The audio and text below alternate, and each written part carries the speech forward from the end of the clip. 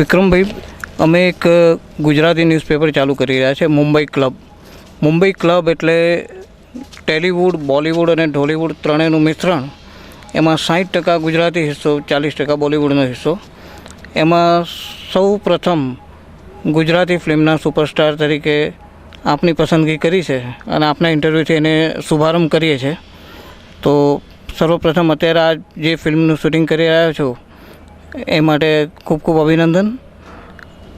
એક પ્રશ્ન આપને પહેલો પૂછવો છે કે ગુજરાતી ફિલ્મ ઇન્ડસ્ટ્રી માટે તમે શું કરવા માગો છો?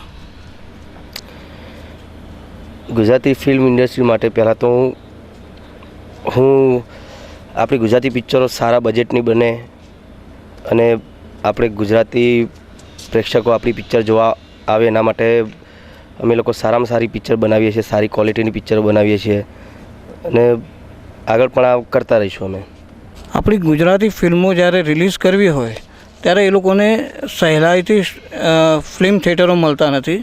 અત્યારે અમિતાભ બચ્ચન કોર્પોરેશનનું જે મૂવી અને અમિતાભનું બીજું એક મૂવી જે રિલીઝ થઈ રહ્યું છે એમાં રિલાયન્સ કંપની બી ઇન્વોલ્વ છે, એટલે એ મલ્ટિપલ રીતે બધે રિલીઝ કરી રહ્યા છે. બાકી જે આપણા નાના પ્રોડ્યુસરો છે એ લોકોને તકલીફ પડે છે, તો એની માટે તમે કંઈ ગુજરાત સરકારને રજૂઆત કરશો? હા, હું ગુજરાત સરકારને રજૂઆત કરવાનો જ છું કે જેમ આપણે સાઉથની પિક્ચરો જોઈએ કે ભોજપુરી પિક્ચરો જોઈએ છીએ આપણે, તો એ લોકોને એમના થિયેટરમાં ફરજિયાત પિક્ચર એમની રિલીઝ કરવી પડે છે ને આપણા ગુજરાતમાં એવું નથી. તો આપણે ગુજરાત સરકારને ખરેખર તો વિનંતી કરવી જોઈએ કે ભાઈ આપણી ગુજરાતી પિક્ચરો પણ આવી રીતે મલ્ટીપ્લેક્સમાં અને બીજા થિયેટરોમાં રિલીઝ થાય. હવે મુંબઈ ક્લબ તરફથી અમે એક મિશન ચાલુ કરી રહ્યા છે, એ છે મિશન ગુજરાતી. ઇન્ડાયરેક્ટ કહું કે રાજ ઠાકરે જે રીતે મરાઠી ભાષાને પ્રાધાન્ય આપવા માટે જે કર્યું, આપણે અભિગમ જુદો હશે. અમારો એક જ હશે કે તમે ગુજરાતમાં રહો છો, ગુજરાતને રિસ્પેક્ટ આપો અને ગુજરાતી ભાષાનું સન્માન જાળવો. હવે એ માટે અમને તમારી મદદ જોઈશે તો આપ આપશો? હા, ચોક્કસ મદદ આપીશ. અને હું તો એટલું જ કહીશ કે આપણા ગુજરાતી પ્રેક્ષકોને વારંવાર વિનંતી કરીને કહીશ કે આપણે ગુજરાતી છીએ તો ગુજરાતી પિક્ચરો આપણે નહીં જોઈએ તો બીજું કોણ જોશે. તો દરેકને મારી વિનંતી છે કે ભાઈ ગુજરાતી પિક્ચરો હવે પહેલાં કરતાં બહુ સારા બને છે, તો દરેક લોકોની વિનંતી કે ભાઈ ગુજરાતી પિક્ચર જુઓ. કેમ તમે જોશો તો જ ગુજરાતી ઇન્ડસ્ટ્રી જ આગળ આવશે, નહીં તો નહીં આવી શકે. બીજું, હાલમાં આપનું જે શૂટિંગ ચાલી રહ્યું છે એ કઈ ફિલ્મનું છે? અત્યારે મારું શૂટિંગ ચાલી રહ્યું છે શક્તિ ધ પાવર. એના ડાયરેક્ટર સાહેબ છે ઇમરાનભાઈ અને પ્રોડ્યુસર એમના નાના ભાઈ છે મજરભાઈ. એનો પ્રોમો અમે જોયો તો એવું લાગે છે કે જાણે હિન્દી ફિલ્મને પણ ટક્કર મારે અથવા તો ઇન્ટરનેશનલ સ્ટાન્ડર્ડની ફિલ્મ છે. તો હવે આ ફિલ્મ દ્વારા તમે ગુજરાતી ફિલ્મને એક નવો મુકામ આપશો એવું અમને લાગી રહ્યું છે. તો આ ફિલ્મ વિશે અથવા એની સ્ટોરી વિશે કંઈક સંક્ષિપ્તમાં માહિતી આપશો? એકચ્યુઅલી છે અત્યારે આપણા ગુજરાતી પ્રેક્ષકો છે એ લોકો ઘણા લોકો એવું કહે છે કે ભાઈ ગુજરાતી પિક્ચર તમે લોકો બનાવશો તો એમાં એટલી ક્વોલિટી નહીં હોતી અને કંઈ એટલી ખર્ચાળ પિક્ચર નથી હોતી, એના લીધે કોઈ અમે લોકો જોતા નથી. ઘણા લોકો એવું કહે છે. એટલે એના લીધે મેં મારી દરેક પિક્ચરમાં હું પહેલાં તો પ્રોડ્યુસર ડિરેક્ટર હોય એ લોકોને પહેલાં કહું છું કે પિક્ચરમાં તમે સારી ક્વોલિટી, તમે પિક્ચરમાં ખર્ચો કરી શકો તો પિક્ચર હું તમારી કરીશ, નહીં તો નહીં કરું. અને હું માનું છું ત્યાં સુધી ગુજરાતી લોકો એવું જ કહેતા હોય કે ભાઈ તમે પિક્ચર સારી બનાવો તો અમે લોકો જોઈએ. એટલે મારી દરેક પિક્ચરમાં અમે લોકો, અને અત્યારે તમે શક્તિ ધ પાવરની વાત કરી, તમે પ્રોમો બી જોયો તો તમે જોશો કે એકદમ હિન્દી સાઉથ ટાઈપની પિક્ચર અમે લોકો કરીએ છીએ અને કરવી જ જોઈએ. હું તો કહું છું કે અમે લોકો કરીએ છીએ, ઇમરાનભાઈને લોકો આટલો બધો ખર્ચો કરીને અમારી પિક્ચર બનાવે તો આપણા ગુજરાતી બીજા લોકો બી આ રીતે સારી પિક્ચરો બનાવશે તો આપણા ગુજરાતી ઓડિયન્સ જોવા આવશે જ. અને એટલે જ અમે લોકોએ આટલું સારું સાહસ કરીને, આટલું મોટું સાહસ કરીને આટલી મોટી પિક્ચર બનાવીએ છીએ. બીજું, આપણે ગુજરાતીના અલગ અલગ મેગઝીનવાળા બીજી સંસ્થાઓ એવોર્ડ સમારંભો કરે છે, તો હવે આ એવોર્ડ પાછળ જે ખર્ચા કરે છે એના કરતાં એ લોકો ગુજરાતી પ્રેક્ષકો બધી જગ્યાએ જોવે એની માટે ગુજરાતી શો ફ્રીમાં કરે અથવા તો એને કંઈ પ્રમોટ કરે એવી કોઈ એક્ટિવિટીઝ કરે એવું તમે માનો છો ખરા? હું એવોર્ડોવાળી વાતમાં તો એટલું જ માનું છું કે ખરેખર એ લોકો કેમ કરે છે. કેમ કે હું તો કોઈ એવોર્ડ ફંક્શનમાં જતો નથી, મને આમંત્રણ હોય છે પણ હું મારું પિક્ચર બી નથી મૂકવા દેતો. એનું કારણ છે કે એ લોકો કયા પિક્ચર ક્યારે આવીને રિલીઝ થઈને ક્યારે જતું રહ્યું પિક્ચર, એવા પિક્ચરને એ લોકો બેસ્ટ ફિલ્મ ગણાવે છે. અમુક એવા સારી પિક્ચરને તમે બેસ્ટ ફિલ્મ ગણાવતા તો અમને કંઈ વાંધો નથી, પણ એ પિક્ચર કોઈ એક ગુજરાતી ઓડિયન્સે જોઈ જ નથી હોતું એવી પિક્ચર તમે બેસ્ટ ગણો છો. ઘણા બધા એવા કલાકારો છે કે બેસ્ટ એક્ટર, હવે એ લોકોને કોઈ ઓળખતું નથી, એવા લોકોને તમે બેસ્ટ એક્ટર બનાવો છો. તો પહેલાં તો આ એવોર્ડ ફંક્શનવાળી વાતમાં હું માનતો જ નથી, હું પણ જતો નથી. હવે ગુજરાતી ફિલ્મ ઇન્ડસ્ટ્રીના અમુક કેરેક્ટર આર્ટિસ્ટ કે અમુક જૂના આર્ટિસ્ટ એવા છે કે જે લોકોની અત્યારે આર્થિક સ્થિતિ સારી પણ નહીં હોય. જો કે આપણે ગુજરાતી ઇન્ડસ્ટ્રી એટલી સદ્ધર બી નથી કે એને મદદ કરી શકે, પણ એવું એક ટ્રસ્ટ કે એવું કંઈ ફંડ બનાવીને એ લોકોને આજીવન મદદ મળી રહે એવી તમે કોઈ પ્રોડ્યુસરોને અપીલ ના કરી શકો? હું શરૂઆત બી કરીશ ને મારા ઘણા બધા અમારી ઇન્ડસ્ટ્રીમાં એવા સારા માણસો છે કે જે આ વસ્તુ કરવા માગે છે, પણ એમાં શું કે અંદર એકતા નથી. પહેલાં તો આપણી ગુજરાતી ઇન્ડસ્ટ્રીના કોઈ બી કલાકાર કસબીઓથી લઈને નિર્માતા પ્રોડ્યુસરથી લઈને ડાયરેક્ટરોમાં, તો એ વસ્તુ પહેલાં થાય તો આ વાત આગળ વધે. હું તો એમ જ કહું છું કે બધા ભેગા થઈને આવું કંઈક આપણા જે સિનિયર કલાકારો જે અત્યારે બેરોજગાર થઈને બેસી રહ્યા છે એના માટે આપણે કંઈક કરવું જોઈએ.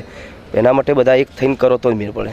મુંબઈ ક્લબ માટે હું એટલું જ કહીશ કે પહેલાં તો મારા પ્રેક્ષકોને કહીશ કે આપણી ઇન્ડસ્ટ્રી ગુજરાતી ઇન્ડસ્ટ્રીને આટલું બધું માન આપી રહી છે મુંબઈ ક્લબ, તો હું માનું છું ત્યાં સુધી આપ લોકો પણ આ ન્યૂઝપેપર વાંચજો, અને તમે વાંચશો તો જ આપણી ગુજરાતી ઇન્ડસ્ટ્રી પણ આગળ આવશે, અને આવા જે આપણા પ્રેસવાળા છે એ લોકો આપણી ગુજરાતી ઇન્ડસ્ટ્રીને આગળ લઈ જવા માટે પણ મદદ કરશે.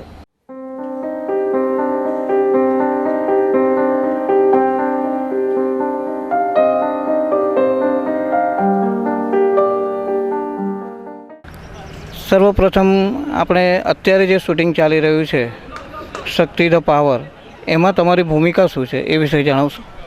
સૌથી પહેલાં તો તમારા ન્યૂ પ્રોજેક્ટ માટે બેસ્ટ ઓફ લક, અને તમામ પ્રેક્ષક મિત્રોને પણ હું નમ્ર વિનંતી કરું છું કે સાથ અને સહકાર આપશો. અને હાલમાં અમારું જે આ પિક્ચર ચાલી રહ્યું છે શક્તિ ધ પાવર, એમાં હું કેસરનું રોલ નિભાવી રહી છું, અને એમાં 2 જન્મની વાર્તા છે.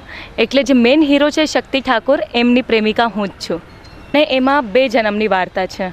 એટલે જે મેઇન હીરો છે શક્તિ ઠાકોર, એમની પ્રેમિકા હું જ છું. આ ફિલ્મમાં આ પહેલાં તમે જે ફિલ્મો કરી એના કરતાં આ ફિલ્મોમાં આ ભૂમિકામાં કંઈ ડિફરન્સ છે ખરો? હા, ખાસું બધું ડિફરન્સ છે, કારણ કે એના પહેલાં મેં જે કંઈ પિક્ચરો કરી છે એમાં એક મોડર્ન રોલ હોય છે, ગામડાની ગોરીનું રોલ હોય છે, પણ આપણા ઇતિહાસને લાગતું મેં કોઈ સબ્જેક્ટ આજ સુધી કર્યું નહીં, અને આમાં મને એક 2 ટાઈપના રોલ કરવામાં મળે છે, તો મને બહુ મજા આવે છે. આ ફિલ્મનું જે શૂટિંગ તમે કરી રહ્યા છો એની અંદર ઘણી બધી એના પ્રોમો મેં જોયો, એની અંદર ઘણી બધી સ્પેશિયલ ઇફેક્ટ ને બધું આવ્યું છે, તો આમાં તમે કોઈ સ્ટન્ટ સીન કે એવું કંઈ કર્યું છે ખરું? આજ અમારા તમામ ઓડિયન્સ માટે સરપ્રાઈઝ છે કે જેમને આ લોકો ગામડાની ગોરી ગણે છે કે શહેરની છોરી ગણે છે, એ એમાં ફાઇટ પણ જોવા મળશે એ લોકોને. મારી ખાસા બધા ફાઇટ પંચેસ પણ છે આ પિક્ચરમાં. આ અગાઉ તમારું મા બાપના આશીર્વાદ નામનું કોઈ એક ફિલ્મ હમણાં પૂરું થયું જે નજીકના ભવિષ્યમાં રિલીઝ થશે. હવે એ રિલીઝ થતાં પહેલાં એના વખાણો મેં બહુ સાંભળ્યા છે, તો એ ફિલ્મ વિશે, એની તમારી ભૂમિકા વિશે, અને અથવા એનો કોઈ કી પોઈન્ટ કે જે પબ્લિકને થિયેટર સુધી આકર્ષે તે વિશે થોડી માહિતી. કી પોઈન્ટ તો બધાને જ ખબર છે, વિક્રમ ઠાકોર, અને એની મેઇન વાત જ એ છે કે જેમને આટલી બધી સુપરહિટ ફિલ્મો આપી છે એવા અમારા દિગ્દર્શક આત્મારામ ઠાકોર છે, જેમનું એક એંગલ કે એક શોટ કહો ખૂબ જ જોરદાર હોય છે, જે તમામ ઓડિયન્સને ગમતું હોય છે, અને આજ સુધી તમામ ઓડિયન્સે એમની દરેક ફિલ્મોને સ્વીકારી છે. હવે અત્યારનો જે કલિયુગનો જમાનો છે જેમાં મા બાપને રિસ્પેક્ટ આપવાનું બહુ ઓછું જોવા મળે છે, ભાઈઓ છૂટા પડે છે, આવા જમાનામાં મા બાપના આશીર્વાદ જેવી સામાજિક વિષયવાળી વાર્તા ચાલશે ખરી, અથવા ચાલશે તો એનાથી લોકમાનસમાં કંઈ ફરક પડશે એવું લાગે છે? ખૂબ જ ફરક પડશે, કારણ કે હું તો જ્યારે પણ લાઈવ શોઝ કરું છું ત્યારે પણ કહેતી હોઉં છું કે કળિયુગમાં સૌથી વધારે જરૂર હોય તો એ છે મા બાપના આશીર્વાદની, કારણ કે જીવનની 2 જ કરુણતા છે, એક તો મા બાપ વિનાનું ઘર અને ઘર વિનાના મા બાપ, અને મા બાપ જીવનમાં 2 વખત જરૂર રડે છે, એક તો દીકરી ઘર છોડે ત્યારે અને દીકરો તર છોડે ત્યારે. અને એટલે જ તમામ નੌજવાન મિત્રોને હું નમ્ર વિનંતી કરું છું કે તમારા મા બાપના આશીર્વાદ લેજો અને આપણી સમાજ અને સંસ્કૃતિને જરૂર કાયમ રાખશો. દેશમાં અત્યારે એક દિલ્હીમાં એક ઘટના બની હતી જેને અનુલક્ષીને લોકોમાં જાગૃતિ ઘણી આવી, તો એ પ્રશ્નને લઈને ખાસ કરીને યુવાનો કે જે આ રીતે બહેકી જતા હોય છે કે એ લોકો માટે કોઈ સંદેશ, અને બીજું જે મહિલાઓ અથવા બાળકીઓ અથવા યુવતીઓ એ લોકો કઈ રીતે સાવચેત રહી શકે અથવા એમની માટે કોઈ સંદેશ કે આવા પ્રસંગો ના બને અને આવા પ્રસંગો ના બને એની માટે બધા સામૂહિક રીતે એકઠા થાય એવું કંઈક? સૌથી પહેલાં તો આપનું ખૂબ ખૂબ ધન્યવાદ કે આટલું સરસ સવાલ મારાથી કર્યું છે તમે. અને હું હાથ જોડીને તમામ જેટલા પણ નੌજવાન છે કે જેટલા પણ આપણા દુનિયામાં જેટલા પણ લોકો છે જે બહેકી જાય છે, તમે કીધું તો કૃપા કરીને સ્ત્રીને રિસ્પેક્ટ આપો, કારણ કે આપણું સમાજ એ જ આપણી સંસ્કૃતિ કાયમ રાખશે. તો હું બે હાથ જોડીને નમ્ર વિનંતી કરું છું કે આપણી સંસ્કૃતિને કાયમ રાખવા માટે સ્ત્રીનું રિસ્પેક્ટ કરો, કારણ કે જેન્ટ્સને જે રિસ્પેક્ટ મળવું જોઈએ, જે રિસ્પોન્સ આજે દુનિયાથી મળવું જોઈએ એ મળી રહ્યું છે, પણ સ્ત્રીઓ હજુ પણ પાછળ છે થોડીક. તો બસ આપ તમામ લોકોને નમ્ર વિનંતી છે કે પોતાનો સાથ અને સહકાર અને પ્રેમ આપશો. ખાસ કરીને મહિલાઓ એકલી પડી જતી હોય છે. ઘરમાં કોઈ વસ્તુ કહેવી હોય તો અમુક વડીલોના લીધે ના કહી શકતી હોય, બહાર એમને કંઈક કહેવું હોય તો એમને નોકરી ધંધા કે બીજી મર્યાદાઓ નડતી હોય. પણ કોઈ NGO કે કોઈ પણ એવી સંસ્થા કે કોઈ મહિલાઓને એક તાંતણે બાંધી રાખે એ ટાઈપનું કોઈ ઓર્ગેનાઇઝેશન જોઈન કરવાનું અથવા ભવિષ્યમાં બનાવે એવું કોઈ પ્લાનિંગ કરો? હું એકચ્યુઅલી મનોરંજન ફિલ્ડથી છું, તો ઘણા બધા લોકો મને પૂછે છે કે તમારું ડ્રીમ સબ્જેક્ટ શું છે, તો એ છે વુમેન્સ ઓરિએન્ટેડ કોઈ પણ મૂવી, જેમાં આપણી સ્ત્રીઓને, આપણી મહિલાઓને જે કંઈ સહાયતા સમાજ તરફથી મળવી જોઈએ અને જે કંઈ કમી અમારી સ્ત્રીઓને મળી રહી છે સમાજ અને સંસ્કૃતિ તરફથી, એ બધી જ વસ્તુઓનો સમાવેશ એ ફિલ્મમાં હોવું જોઈએ. પ્લસ જે તમે અમારી રિયલ લાઈફ માટે પૂછો છો તો એ પણ હું જરૂરથી જોઈન કરવા માગું છું, કોઈ પણ આપણી મહિલાઓને સુરક્ષિત રાખવા માટેની કોઈ પણ એવી સંસ્થા હોય એના માટે.